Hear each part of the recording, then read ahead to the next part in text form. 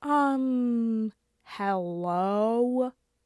and welcome back to the Soprano podcast. How are we today, you guys? It's Saturday if you're listening to this when I post it, but if you're not, sucks for you. Unless you're listening to this on a Friday. Pretty much all other days of the week, they're horrible. Like, Monday? You kidding me? Tuesday? Sorry. Wednesday? Absolutely not. Thursday? Still no. Friday? Great. Saturday? Excellent. Just 10 out of 10. Don't know why I said excellent like that, but it's excellent. And then Sunday? Literally worse than Monday. So, sorry. Yeah. So, hope you're having a good day so far. I have been having quite a day. I actually went to my favorite coffee place, and I went there because I take myself out on dates now. Because, nobody was taking me out on dates willingly before. And everywhere that I wanted to go was just a chore. So now, it's not a chore. It's a wonderful, amazing thing. And I get to go places that I want to go. And I don't have to feel like anybody's burden. So that's pretty nice, right? Pretty good. I don't have to live in the shadow of, having to bargain with someone, wanting to go somewhere, wanting to do something, want to do something fun. I can just live my life and go to a coffee place by myself and spend a bunch of time there and write out my translations and write out listen to my lessons and listen to my coachings. And I can just sit there and have coffee. I had 2 beverages this morning. I know. Try not to be too impressed by that, because I have said multiple times on this podcast that I do not enjoy coffee, which is honestly true. But judging by all of the empty coffee containers in my car, like all of the carry out coffee containers in my car, that would beg to differ. Although I will say, I have been enjoying coffee more when I have tea before it. Hear me out. If you feel like crap every time you drink coffee, which I feel like we all kind of do, don't come for me and say, "Oh no, Heidi, I feel amazing when I have coffee. Coffee is just so good. It doesn't make me, shit my brains out and then have a headache and then get anxiety and then, crash at 2 p.m. and then I have to have another one and it's 4 o'clock when I have it and it makes me stay up at night and I get all upset and whatever." And I love that. Don't tell me that you love what coffee does for you.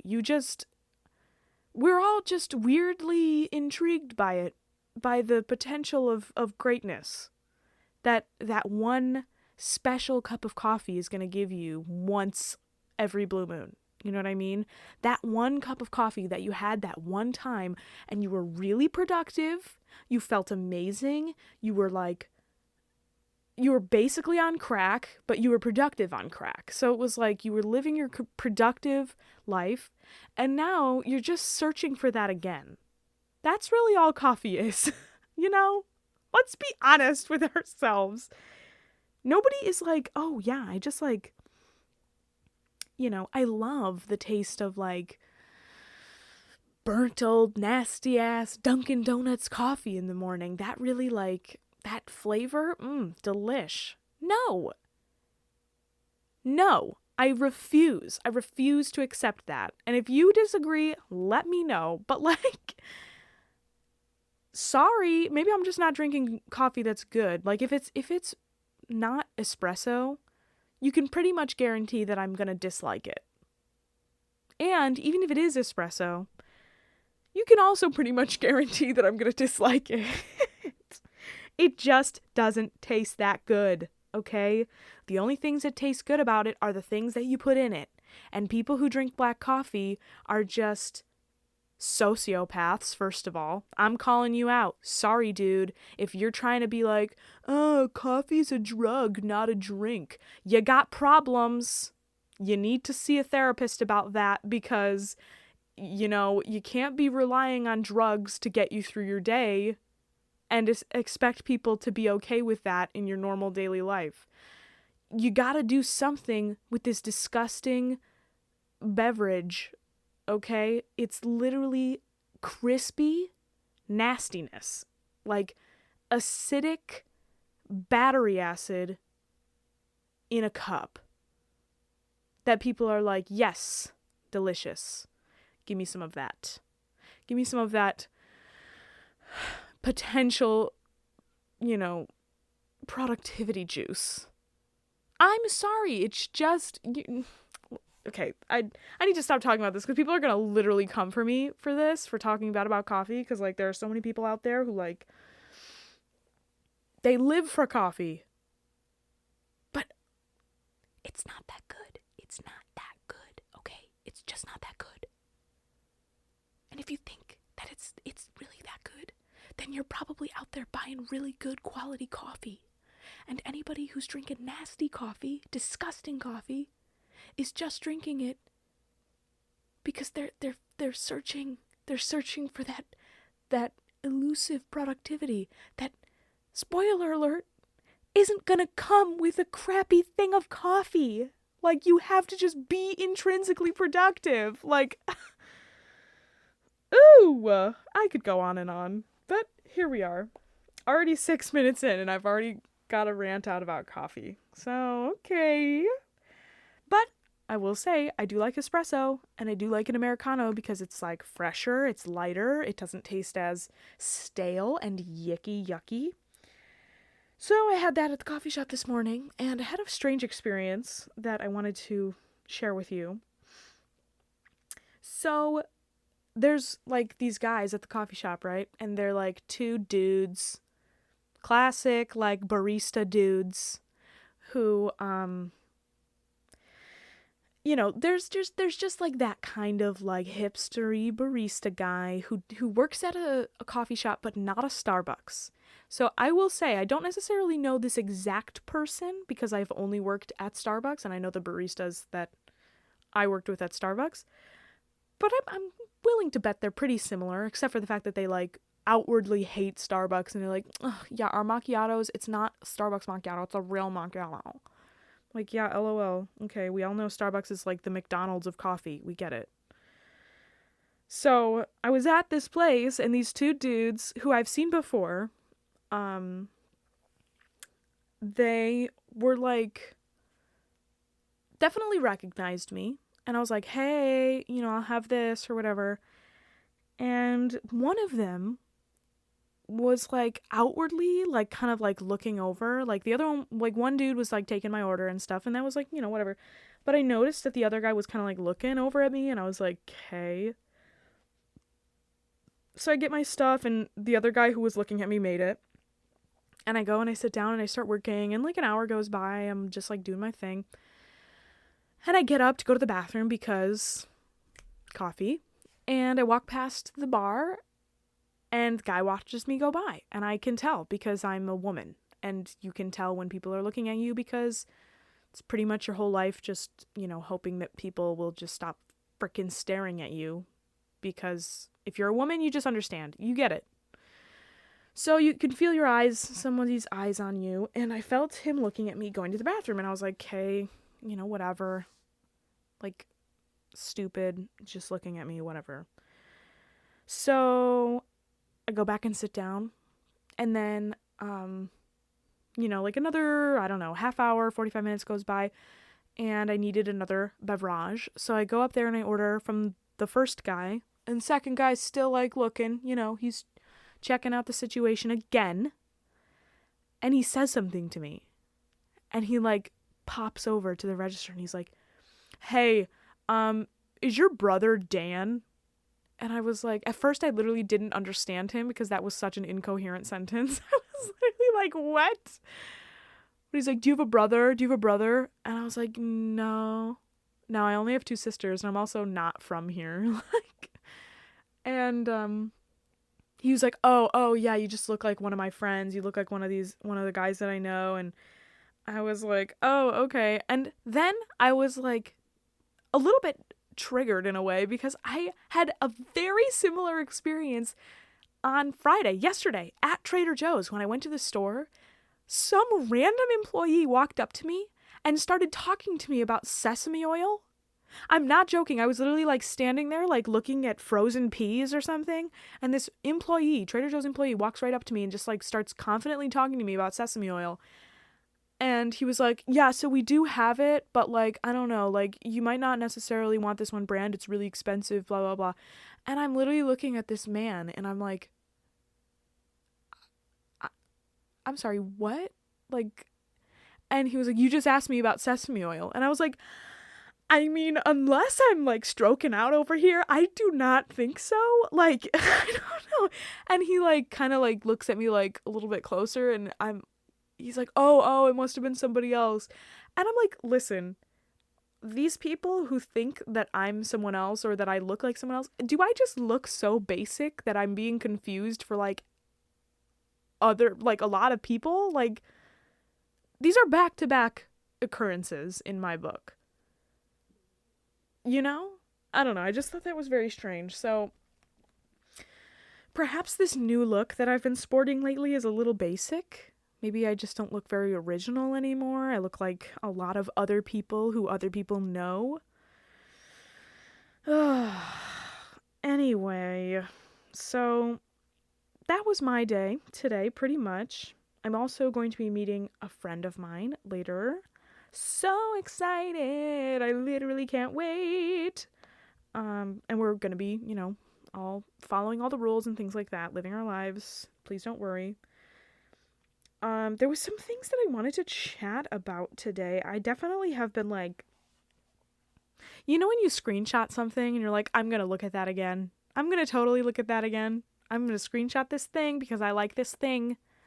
And I am definitely going to look at it again. And then you just don't. Well, we're gonna deep dive into my screenshots here. So let's see. Ooh, okay. All right. So I screenshotted this photo on Instagram of, it's like a little illustration thing, and I just liked the title here. I liked the words that are upon this illustration. It says, "Have the courage to be disliked." And it just kind of spoke to me because like that is literally the scariest thing anybody could ever say to me. Like, I'm sorry, but you cannot convince me otherwise. That is terrifying. And I just thought that was really interesting. Like, if somebody was like, oh my God, you're being so brave, like, in regards to putting yourself out there, like, for real though, like, you're putting yourself out there and like people might not like what you put out. And that's terrifying. Believe it or not, deep down, we all have some kind of like base need to be accepted. Like that's like part of, I don't know, I'm pretty sure that's part of like community and humanity at its core is like tribal instincts of trying to be accepted and be like understood, These are the thoughts that I have scrolling through Instagram. It's not just like, oh, that's cute. Like, I'm literally like, oh my God, the basis of humanity. Like, disgusting. Okay. This other one that I saw is similar thing. Although, I forget who posted this. It might have been the lead singer of Walk the Moon. He might have reposted this. It's a quote by Ram Dass, who I'm not familiar with, but here's this quote. Everything changes once we identify with being witness to the story instead of being the actor in it. And I think this is also very interesting. Like, the purpose of life, I guess. Like, are you trying to justify the feelings that you had or trying to justify, the exact experience that you had as, like, the, quote, actor in your story here? Or are you able to remove yourself emotionally from things that have happened to you or things that are currently happening to you? And are you able to look at them objectively as like a witness versus like being immersed in this story and being, it's very, very far out, in my opinion. So I'm kind of living for that. Loved that. Here's one.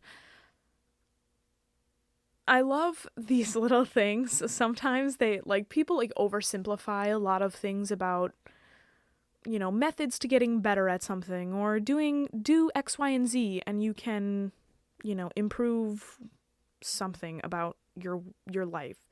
It's very oversimplified because a lot of these little like graphics are just colorful and you look at them and you're like, yeah, that's probably correct. But I did really like this one here, and this is posted by aspiring opera singers. And it says 12 ways to improve your practice. And I thought this was really interesting because some of these were really lame. Like, first one is get adequate sleep. Okay, got it. Yep. Pour a big glass of water. Okay, pour one out. Are we going to drink it? Okay, I'm just going to pour it. Cool. Turn on that humidifier is the next one. Okay, fine, I will. But is this really going to make me better at practicing? Like, should I just turn on my humidifier and I'm going to be good? Next one is jot down a checklist. Okay. A checklist of what? Like, what am I supposed to jot down? Just like a quick checklist? Like, oh, I've got to do my laundry today. I've got to go get gas in the car. And don't forget to call your mom. Checklist. There we go. Got it. Nailed it. Stretch all the muscles. Cool. Okay. Yep. Nice. Next one is set up your perfect posture. Okay. Fine. Cool. But what if I don't know how to set up perfect posture? Moving right along. Establish breath support early. These are all really like vague topics, as you can tell, or vague titles. Like I love these things that are so oversimplified. Like, next, start on easy hums. I actually really do like this. I pretty much do this every time I warm up my students or myself. We start on hums. So this is like 1 point for this, for this 12 ways to improve my practice. One of them, nailed it. And next we have target your weak spots. Okay. I feel like my arms aren't very strong. Should I be targeting them in this practice, in this workout? Next is record yourself always. Totally get it for practicing. I know I'm like kind of looking into these in a funny way here, but like, could you imagine if you recorded yourself the entire day? Like, literally always. You would if I posted a recording of me literally all day long, every single day, you probably wouldn't recognize me. You probably would not. You wouldn't even know. You would have no idea. The things that come out of my mouth like throughout the entire day do not need to see a recording. They just do not need to be on one. The next one is keep a journal for successes. Okay, nice. I can get down with that, I guess, for sure. And the last one is be nice to your voice. I get that, like I totally get the sentiment thereafter, but it's just so funny to me being like, I don't know, these things are so silly in my mind. Like, I'm like, oh, like to me, those types of things where they're very oversimplified kind of posts that you see that are like clean little illustrations or graphics, to me, those are the same as like when we were younger and we had MySpace and it was like, tag yourself. And there were those weird things of like, casts of a show or pictures of styles that you might like or something, like tag yourself. Like that to me is like similar in a way to these like oversimplified graphics. I don't know, guys. I tend to be very critical of of Instagram, like only in my brain, because like, you know, I'm not about to troll anybody. I'm just not that kind of person. So I think it's kind of funny when I take screenshots of things and I'm like, oh my God, I feel like I have to tell somebody about this, but then I never do. You know what I mean? Like I never tell anybody about these kinds of things. Like I never have the opportunity to talk to somebody about why I think this one Instagram post is bogus, or why I think it's silly, or why I think it's great.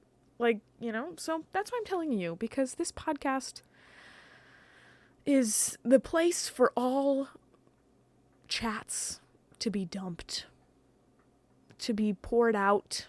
I'm going to pour one out for all of those forgotten things that I had to say to the world, to the universe. I've got to put these things out there. I've got to talk about them. I've got to say something about this.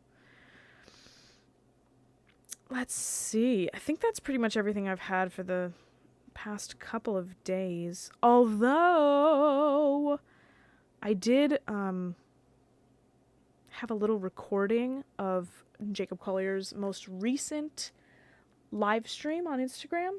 I believe it was yesterday. If you don't know who Jacob Collier is, you better just educate yourself right now. You better just stop this podcast. Nothing on this podcast is going to amount to anything a light year away from what Jacob Collier puts out into the world. So just go look up his stuff. Go listen to him. He talks about music. He talks about creation. He talks not like creation, but like creating things.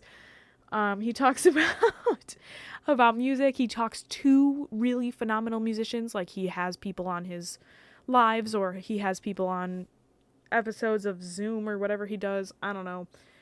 And he has great conversations. So I took a little snippet of one, and maybe we'll talk about that tomorrow, because I really do need to get moving here. I have to do some more practicing before I go out into the world again.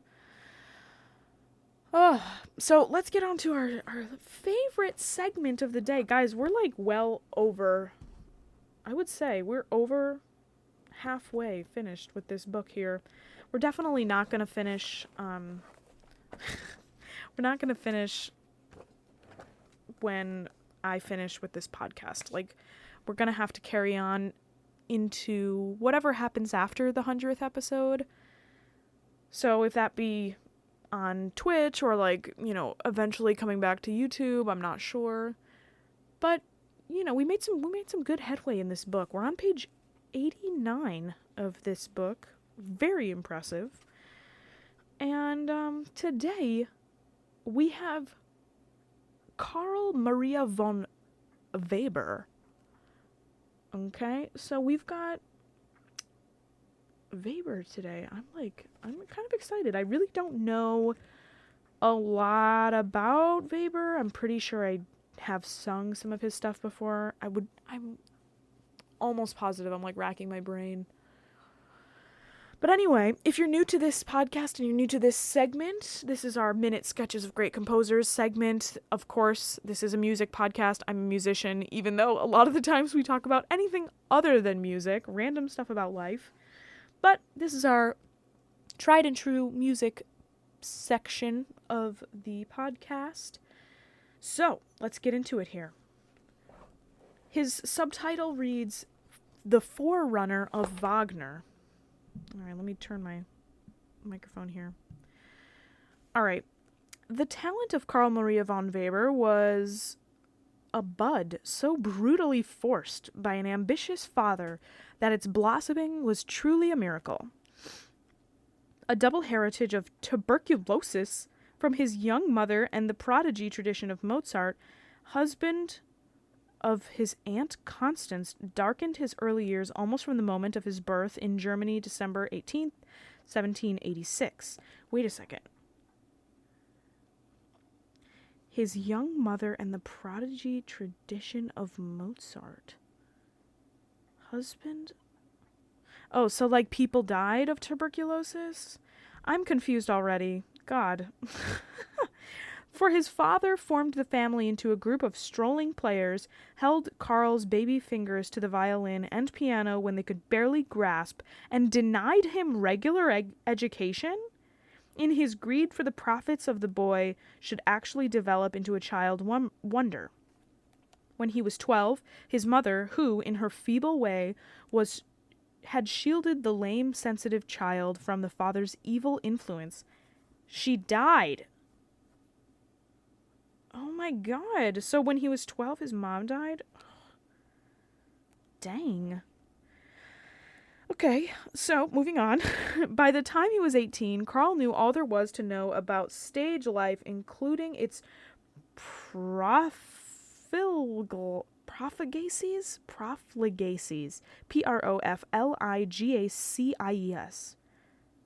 Profligacies? Couldn't tell you. We're going to have to look that one up after. A period of riotous dissipation as secretary to the Prince of Württemberg resulted in his exile with his precious father. But he did not mend his ways even when entrusted with the responsibility of leading first the Prague, then the Dresden Opera. Instead, he plunged deeper ever into an affair with the disreputable Teresa Brenuti, which bade fair to ruin him as conductor, composer, and man. Oh my God, who is this chick? In the nick of time, a good angel, the singer Caroline Brandt, rescued him, married him, and helped him settle down to composing those great operas, masterpieces of German romantic schooling, which have placed him securely among the immortals. Okay. When the gay Invitation to Dance and the fairy operas Der Freischütz, Uranthe, Oberon are played, they are always the signal for heads to wag and feet to tap in delighted rhythm with the familiar strains.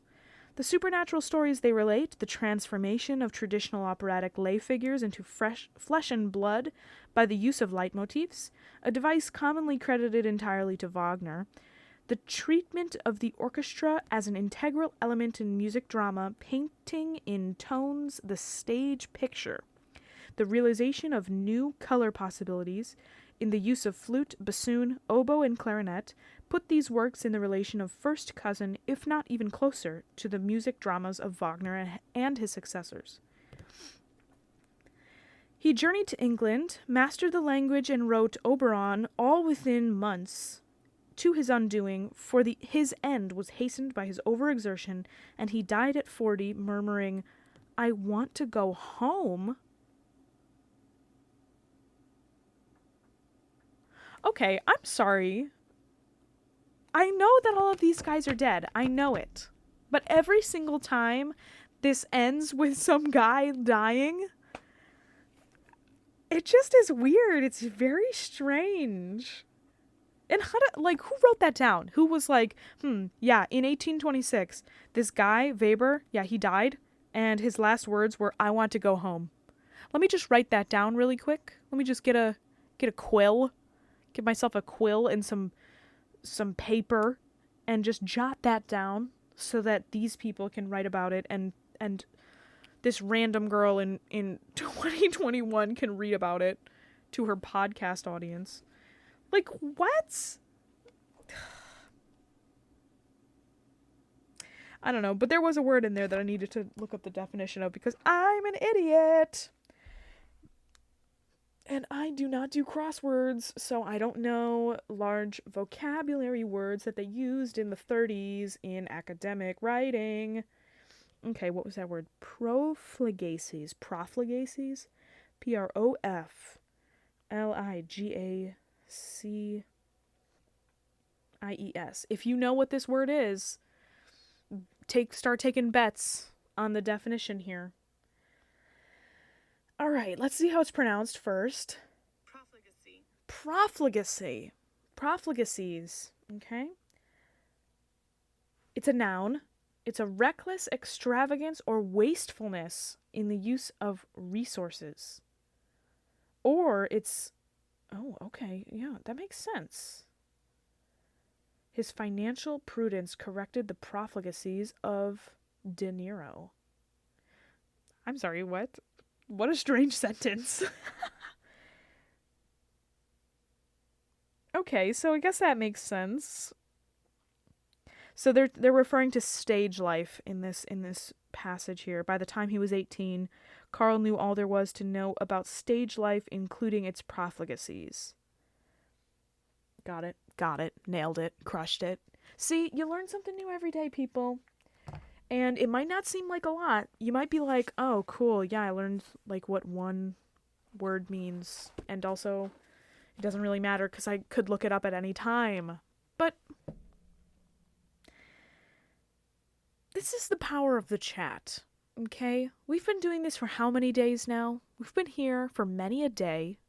We've been hanging out. We've been having a chat. You get to express yourself. You get to, listen to some different opinions. You get to talk about things that happen in your life. A little bit of recall happening. You get to, make some jokes from time to time. And a little cherry on top. Sometimes you learn something, even just a little nugget. Sometimes you learn something about a dead white guy that you had not known prior to this podcast. So with that, I will leave you, and I hope you enjoyed this podcast. And if you did, you can subscribe. I do post every single day, and we've had many episodes before this, so if you want to listen to any other episodes, check those out on this playlist. And you can comment down below, let me know how much I'm wrong about coffee, even though I'm not, so sorry. And and you can like this video if you feel so compelled, but never have I ever felt that I need to force anybody to like something that I create. Y'all have free will, so do whatever you want to do. I hope you have a wonderful morning, afternoon, evening, or night, whenever you happen to be listening to this. And I'm gonna talk to you all tomorrow. I'm getting way too comfortable on these podcasts. Like, I'm gonna listen to this a year from now and be like, ew. Oh, but that's the reality. This is who I am right now. So, 26-year-old Heidi. Hey girl, it's me. The past. All right, love you, mean it. Bye.